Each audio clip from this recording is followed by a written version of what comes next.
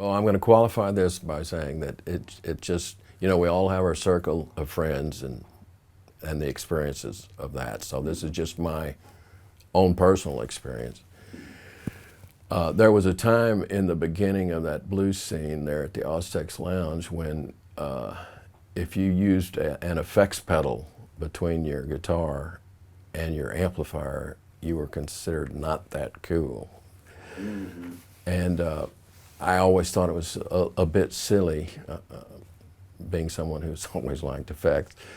But I'll remember Itchy-Coo Park, the first time I heard a phase shifter, I went, wow. Yeah, great sound. So I was hooked on effects, so, you know, I just thought that was a little bit silly.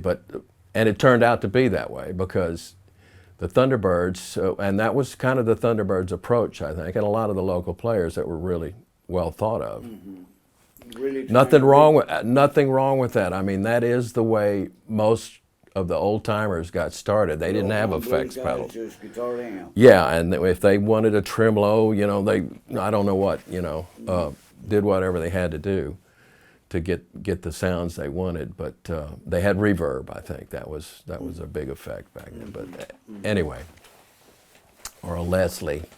They could hook something up to a Leslie, which is exactly what I think Jimmy, when they went on their first tour, he comes back. I saw him at the Club Foot, I believe it was, and he had incorporated that Leslie effect. I call it a Leslie effect. I have no idea how he got it. Mm-hmm. I assumed he ran it through his guitar through a Leslie or something to get that whirly gig thing going on. And after he came back to town, that whole BS about no pedal between it just went by the wayside. It went away. It went away, yeah. And then here comes a string of hits from the Thunderbirds, you know, that were definitely strewn with effects. Yeah. You know. Because to play arenas, you got to have a big sound. Mm-hmm. Mm-hmm. Small combos. Yeah. You know, you got to have a big sound. And it's worth mentioning, as you did to me earlier, the original Thunderbird band. That's worth mentioning. Yeah, Mike Buck and Keith Ferguson, who's passed on. Mike Buck, drums. Keith Ferguson, a fantastic bass player. Jimmy and Kim. Jimmy. I live next door to Kim. Kim's the one I got to know the most because I lived next door to him for a while. Yeah.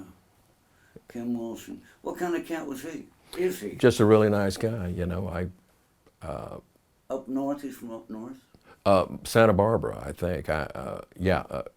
California? I'm not sure originally. I thought it was Santa Barbara, but that's where he came from when he landed in Austin. He was coming from Santa Barbara.